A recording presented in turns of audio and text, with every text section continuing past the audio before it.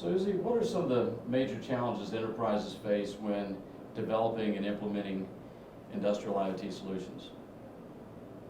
It's complex. It's complex because basically they have to wait the standard is implemented. They have to wait, and I'm talking about our customers, that we actually launch the relevant product and certify it. Right thereafter, they can start to develop it. They need to tie the nuts into the AT commands. They need to absorb our form factor and software element. And finally, they need to certify on the networks their final products. Right thereafter, they would need to integrate the relevant network operator functionalities as well as their backend, which is the part that runs the analytics or the aggregation of the data from the devices in the field.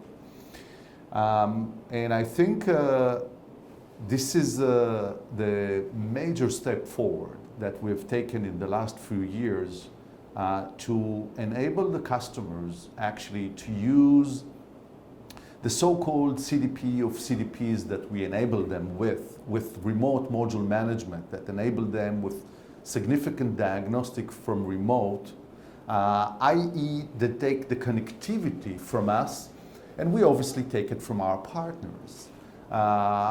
And right thereafter, they're able to actually leverage on a client, device-wise client that we actually leave on the device in order to run the aggregations and the analytics without any further need for system integration to teach their devices to speak to a third-party cloud. So I think the challenges are getting greater and more enormous as the technology gets complex. On the other hand, we were able to simplify those steps to go to market for our customers. And I think looking forward, we will see quite a bit of those customers of ours that normally would buy only hardware from us, taking connectivity with all those great value-added services related to diagnostics, as well as the analytical part from us. So when you, to summarize, what do you see as the 4 or 5 key building blocks to a successful kind of global implementation? Well, I think, we need to keep up with the ever-changing technology, which now is in a very rapid pace. We need to be able to absorb the future narrowband IoT, the different low cuts, as well as the high categories of LTE. The different type of short range, such as smart Bluetooth, is going to play a big role, and device to cloud is going to be a major part of our future business. And while we're able to enable all those customers with this very broad array of different wireless products, if we are able to convince them also to take those 2 further steps with us, i.e. connectivity and analytics, I think they will create a far easier go-to-market for themselves, more economical. They will be able to better compete, and we will be able to create a better mix of return on investment between hardware and the different types of software and the platform as a service we provide with. And Oozi, we're here at Mobile World Congress 2016, and it seems like the whole conversation is about IoT and 5G. What are some of the more compelling emerging business cases that you see for industrial IoT? I think we can try to describe a certain good example that maybe would answer that question in a very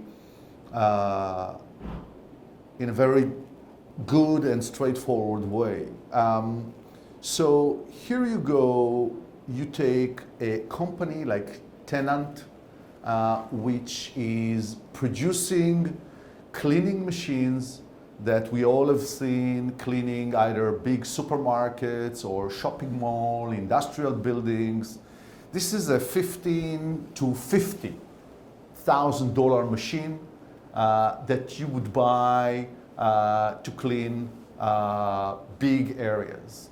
And this is an industrial company. All they know or all they knew is how to build a great device and sell it.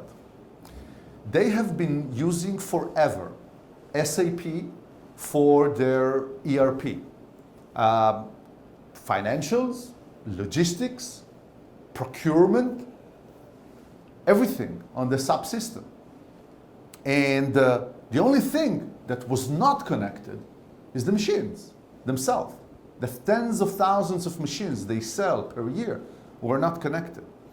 Now, they wanted to actually elevate the level of service they give to give to their customers. They wanted actually to create also a better streamline and a better stream of income from that kind of a service. They wanted to sell also the consumables, the soap, the brush. They wanted to follow up on the battery depletion.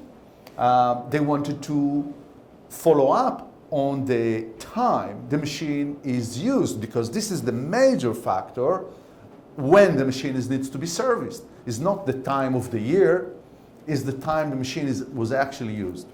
Now, this is an industrial player. They are not a service company per se with thousands of people sitting in front of computers and watching those machines move. They needed a service that would fit the DNA of an industrial player. Now, you can actually think about Tenant and tens of thousands of other industrial players in the same way. So they went to SAP and they said, guys, we use you for everything. We want the data to be injected into our SAP system. So obviously SAP comes to Telit and they said, look, we need to get those machines connected. The machines have already the sensors. So the sensors needs to be connected. When the soup needs to be replenished, when the brush needs to be replenished, how the battery is doing, and so on. So obviously, it was not that difficult to get the machine or the sensors of the machine to be connected. But then they were not interested to be dealing with connectivity and analytics themselves. So again, we are now supplying them a triple play. The device, then of course there is a system integrator that is building the box, because we never compete with our customers. But then we provide them the SIM cards, and therefore the value added related to the diagnostics. So if something doesn't work, they can diagnose for remote why it doesn't work. Either it's a BTS problem or it's a module problem. Can it be solved from remote rather than call the machine back or do a service point on that? They get that all on the infrastructure we provide. And finally, the analytics. They didn't want to get all this data coming. They wanted only the alarms. Only when something is wrong, when something needs to be done. So they needed us to actually collect all that data and do the analytics when an alarm takes place. And that alarm, they didn't want that alarm to be injected to a PC or a server sitting on somebody's table. They wanted that to be injected into the main SAP system directly into the customer profile. So the normal people that runs the service platform in Tenant will be able just to use their system as they use it daily with some add-ons. And that actually took place. So now you can imagine that SAP is becoming some sort of an SI, a system integrator, for Telit, because SAP has thousands of customers, industrial customers, like Tenant, which actually has all those devices that they are building, which they want to add service. Those devices are not connected. Telit is the perfect player to connect them and add all those other values that those customers will not want to play themselves. Some analysts talk about IoT and 5G being two sides of the same coin. What do you see as a relationship between IoT and the future of 5G? You know, I'm not sure this number of G is relevant anymore with the pace things develop. You know, I mean, between 2G and 3G, there were more than 10 years difference, and we could all absorb that 2G was a 2G, and then there was a migration to 3G. Now, 4G is not really yet deployed, and we're talking about 5G. So I say let's forget about G, and there are no generations anymore. There is just a very, very quick, constant evolution. And in the evolution, what we see is that short range becoming a very important part of the IoT. So the smart Bluetooth and other standards are becoming relevant. Narrowband IoT is right around the corner. The low cuts of LTE is already part of it, is relevant and available today, and far more than that will be available in the future. All those low power elements are coming, and they're around the corner as well.